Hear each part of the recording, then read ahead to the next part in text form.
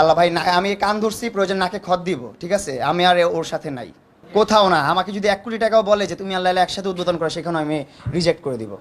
এখন থেকে লালার নাম যে বলবে তাকে আমরা বের করে দিব আমাদের সেলুন থেকে। তাদের মতো কাস্টমার আমার দরকার নেই।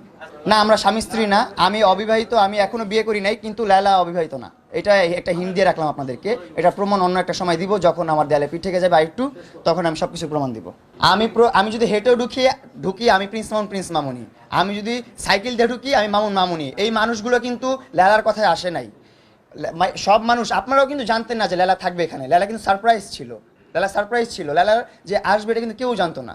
সো আমি আমার আমার ফ্যান পেজ যারা আছে, যারা আমাকে ভালোবাসে, তাদেরকে আমি ডাকছি যে সবাই আমার উদ্বোধনে আসবেন, আমার সাথে দেখা করবেন, আমার সেলুনটা দেখে যাবেন। সবাই আসছে। অ্যান্ড লালা বলছে যে প্লিজ তুমি আমাকে একসাথে যাই আমরা, তো তুমি আমাকে নিয়ে যাও, আমি যেতে চাই, তোমার সাথেই যেতে চাই, আমি তোমাকে নিয়ে যাও।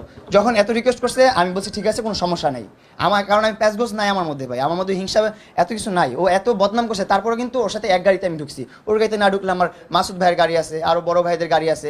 আমি বললে আমার একটা মার্সিডিজ দিয়ে যাবে এখনই। আমি যদি এখন বলি এখনই একটা মার্সিডিজ দিয়ে যাবে, যেটা ছাদ খোলা, ছাদ থাকবে না কোনো, দিয়ে যাবে এখন। এমনও বড় ভাই আছে যাদেরকে যদি বলি যে ভাই আমি গ্র্যান্ড ওপেনিংয়ে যাবো, আমাকে আধা ঘন্টা বা 1 ঘন্টার জন্য আপনার গাড়িটা দেন, দিয়ে দিবে।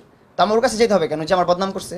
ওর উদ্দেশ্যে আমার কিছু বলার নাই। আমি ওর উদ্দেশ্যে একটা কথাই বলতে চাই, তুমি যা করছো খুব ভালো করছো, ভালো থাকো, সুস্থ থাকো, তোমার শুভকামনাই করি আমি। অনেক বড় হও জীবনে, তোমার ফ্যান পেজ নিয়ে অনেক ভালো থাকো। তোমার অনেক বড় একটা এখন ফেসবুক পেজ হয়েছে, অনেক বড় একটা ফ্যান পেজ হয়েছে, তোমার অনেকগুলো অ্যাকাউন্ট হয়েছে যেখানে অনেক অসংখ্য ফলোয়ার্স তোমার। তুমি একজন সেলিব্রিটি মানুষ, তুমি অনেক বড় থাকো, তোমার নিজের যোগ্যতা এগুলো কামাইছো, ওইগুলোর পিছনে আমার কোনো হাত নাই।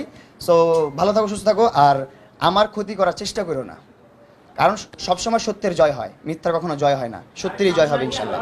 আল্লাহ ভাই আমি কান ধরছি, প্রয়োজন নাকে খত দিব, ঠিক আছে? আমি আর ওর সাথে নাই, কোথাও না। আমাকে যদি 1 কোটি টাকাও বলে যে তুমি আর লাইলা একসাথে উদ্বোধন করো, সেখানে আমি রিজেক্ট করে দিব।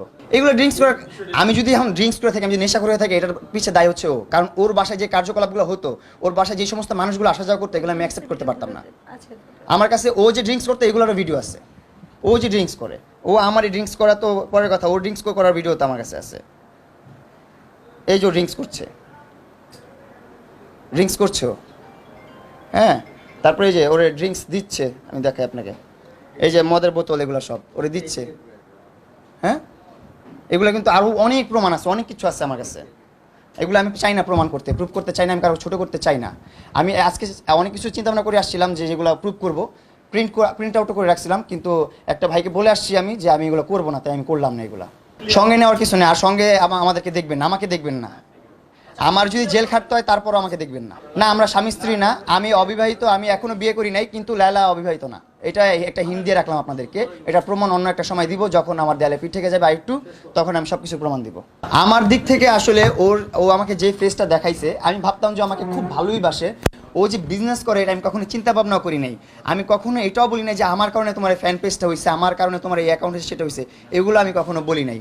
সো আমি সবসময় বলি তোমার নিজের চেষ্টাতেই হয়েছে, তোমার নিজের যোগ্যতাতেই হয়েছে, আমার কিছুই না আমি এখানে। হ্যাঁ, তারপর হচ্ছে যে আমি আমার দিক থেকে মানতাম যে ও আমাকে ভালোবাসে, কিন্তু এটা আমি অ্যাবসলিউটলি রং। না, আপনি এখন নতুন করে এসে যদি প্রশ্ন করেন শুধু কি বিজনেসের সম্পর্ক, তাহলে তো আপনি বোকা।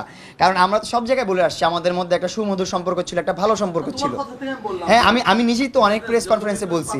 হ্যাঁ, ওর দিক থেকে বিজনেস পারপাস ছিল এটা। ও তলে তলে এটা বিজনেস করছে আমাকে দিয়ে ব্যবসা করছে। না, আমি জানতাম না। আমার একটা নিউজ আছে, এটাও আমি রাখছি, আপনাদেরকে একটু শুনাই। আমি একটু শুনাই, কই গেল নিউজটা, আমি একটু শোনাই আপনাদেরকে, আপনি একটু জাস্ট শুনেন। দাঁড়ান, আমি হোয়াটসঅ্যাপ থেকে বের করে শোনাচ্ছি। আমি একটা মিনিট, আমি জাস্ট এটা ক্ল্যারিফাই করি আপনাদেরকে, একটু শুনেন। লাইলার যদি একটা মেয়ে ওর থেকে থাকে, আমরা জানি আছে, যদি জানি অথবা না জানি, আপনি কি তাকে সেভ করবেন? না, ওর সাথে প্রথম থেকে আমার ক্ল্যারিফাই করা আছে যে আমি বিবাহিত মহিলা পছন্দ করি না, ঠিক আছে? এটা কিন্তু কিছুদিন আগের জাগো এফএমে যে আমি ইন্টারভিউটা দিছি, ওর সামনে কিন্তু, এটা কিন্তু ও বসা, আমি কিন্তু আগে চলে না, ও কিন্তু আমার সামনে বসে আছে। আমার এই কথাটা শোনার পরও না, কখনোই আমার সাথে শেয়ার করে না, কখনোই না।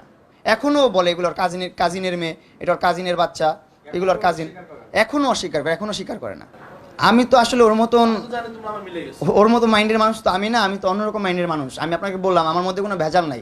ও যখন বলছে, আমার যেদিন গ্র্যান্ড ওপেনিং, ওরা আমি জাস্ট দাওয়াত দিয়ে রাখছি, আমাকে আরিফ ভাই বলছিল আপনি কি লায়লাকে দাওয়াত দিবেন না? আমি বললাম ঠিক আছে, আপনার নিউজের মাধ্যমে আমি দাওয়াত দিয়ে দিচ্ছি। আমি কিন্তু ওরে সরাসরি দাওয়াত দিই প্রথমে। তারপর এর মধ্যে কিন্তু বড় ভাইয়েরা আমার যারা আছে, তারা লায়লার সাথে কন্ট্যাক্ট করলো। লায়লা কিন্তু বারবার আমার বড় ভাইদেরকে ফোর্স করে আমার সাথে মিট করার জন্য, আমার সাথে কথা বলার জন্য, কনসাল্ট করার জন্য বিষয়টা। তো বড় ভাইরা কি করবে, একটা পর্যায়ে ডেকে নিয়ে যায়, যখন ডেকে না নেয় তাদের বিরুদ্ধে আবার উল্টাপাল্টা গীবত করে। এটা তো খারাপ কিছু না, এটা তো খারাপ কিছু না, আমরা তো অবৈধ কিছু করতেছি না, আর অবৈধ কিছু শিখাইতেছি না, স্মাগলিংও শিখাইতেছি না। এখানে বিষয় হচ্ছে ভালোবাসার বিষয়টা। আপনার আমাদের যদি ইসলামিক দিকেও যান, ওদিকেও কিন্তু এই বয়সের পার্থক্যটা আছে, আবার এমনিতেও আসলেও এগুলো পার্থক্য আছে, এগুলো থাকি, বয়সের পার্থক্য কোনো বিষয় না। অবশ্যই ওর সাথে একটা ভালো সম্পর্ক ছিল আমার, আমি এখনো স্বীকার করি, অবশ্যই ভালোবাসতাম, কেন বাসতাম না। একটা মানুষের সাথে ভালো না বাসলে 4টা বছর একসাথে কাজ করা যায়, একসাথে কন্টেন্ট করা যায়। আমরা একসাথে কন্টেন্ট করেছি, ওর মিলিয়ন প্লাস ফলোয়ার, আমার চেয়ে বেশি ফলোয়ার ওর 1.1 মিলিয়ন, আমার মাত্র 1 মিলিয়ন। আর আমার টোটাল যত সাইট আছে সব সাইটগুলো মিলে আমার 2 কোটি ফলোয়ার্স আছে, 2 কোটি কাউন্টেবল। আর অন্য যারা আছে, যারা মোবাইল ইউজ করে না, যারা ফলো করে না, শুধু দেখে, এরকম ফলোয়ার্স তো অভাব নেই বাংলাদেশে। আমার অনেক হয়েছে, এর মধ্যেই দেখেন আপনি 6 মাস পরে কি তোমরা আর এক হওয়ার কোনো সম্ভাবনা আছে কিনা? ওকে, আমরা একটু না, আমি তো বলে দিলাম আমার আর কোনো ইচ্ছা নাই। আমি দেখেছি এবং আপনাকে থ্যাংক ইউ বলেছি আমি। এখন হচ্ছে ও যেদিন আমাকে কংগ্রাচুলেশনটা বললো, ওই দিনও কিন্তু ভিডিওটা করার আগে আমার গীবত গাচ্ছিল, আমার বদনাম করতেছিল লাইভে, ভিডিওতে আমি দেখছি, প্রজেক্টর দিয়ে আমাকে প্রমাণ করতেছিল আমি খুব বাজে মানুষ, এটা সেটা। আসলে যতই চেষ্টা করুক সত্যকে কখনো ডাকতে পারবে না, সত্যই থাকবে। মানুষের জীবনে অ্যাক্সিডেন্ট থাকে, ঝগড়া যে ভিডিওগুলো দেখে, যেগুলো 4-5 বছর আগের ভিডিও, রংপুরের ভিডিও, আর তারপর আপনার দিয়াবাড়ির ভিডিও, হ্যাঁ এইগুলা নিয়ে, তো এইগুলা তো আর বাস্তব জীবনে না, এগুলোই চলবেই, এগুলো হবে। আর সবাইকে আমি এখন হচ্ছে যে ওর সাথে আমার রিলেশন ব্রেক হয়েছে প্রায় 2 মাস হয়ে গেছে। এই 2 মাসের মধ্যে কিন্তু আমি অনেক জায়গায় যেয়ে থাকছি, এমনও বলছে ও প্রেসে এসে যে আমি বস্তিতে যে থাকছি, বস্তি যে থাকি কোনো সমস্যা নেই, এটা আমার বন্ধুর বাসাটাকে বস্তি বলছে, যদি বন্ধুরা বস্তিও হয় তাও আমি কমফোর্টেবল, ওর বাসার চেয়ে ভালো আছে।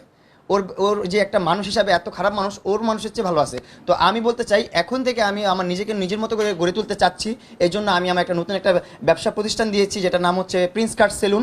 এটা যমুনা ফিউচার পার্কের সাইডেই, আপনার নতুন পকেট গেটে, বসুন্ধরা রোডে প্রিন্স কাট সেলুন। সবাই আসবেন, আপনাদের সবাইকে দাওয়াত করলাম, আমি যেন বড় হই আর আমার ব্যবসাটা যেন অনেক বড় হয়, এই জন্য আপনারা সবাই দোয়া করবেন আর দোয়া রাখবেন, আর কিছুই না। এখন থেকে লেলার নাম যে বলবে তাকে আমরা বের করে দিব আমাদের সেলুন থেকে, তাদের মতো কাস্টমার আমার দরকার নাই। আজকে তো আমি পজিটিভ দিকগুলো বলতে আসি নাই, আজকে আমি আমার মামলা নিয়ে কথা বলতে আসছি, আর ও আমার বিরুদ্ধে যে ভুল ইনফরমেশনগুলো দিছে সেগুলো ক্লিয়ার করতে আসছি। এখানে কারো প্রশংসা, কারো বদনাম করতে আমি আসি নাই।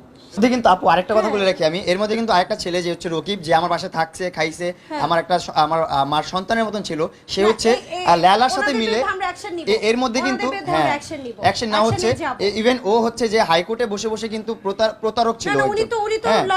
ও লয়ার না, কিন্তু লয়ারের পরিচয় দিয়ে অনেক মানুষকে ডেকে এনে টাকা মেরে খাইছে। তার ব্যবস্থা আমরা করব, তাকে উচিত শিক্ষা দেওয়া হবে। সে লেলার সাথে মিশে এগুলো করতেছে, প্লাস হচ্ছে লেলার কাছ থেকে 30,000 টাকা চাইছে আজকে না কিছুদিনের মধ্যে 30,000 টাকা চাইছে, যে টাকাটা দাও তোমার ভালো হবে। ঠিক আছে, এই টাকাগুলো লেলার কাছে চাচ্ছে ওই রকিব, যে আমার নামে বদনাম করছে, কারণ ও একটা আমার শুভাকাঙ্ক্ষী ছিল, এখন আর বদনাম করতেছে টাকার জন্য। সো একজন প্রতারক, ওরও বিচার হবে, আর যারা আমাকে নিয়ে অপপ্রচার করতেছেন তাদেরও বিচার হবে।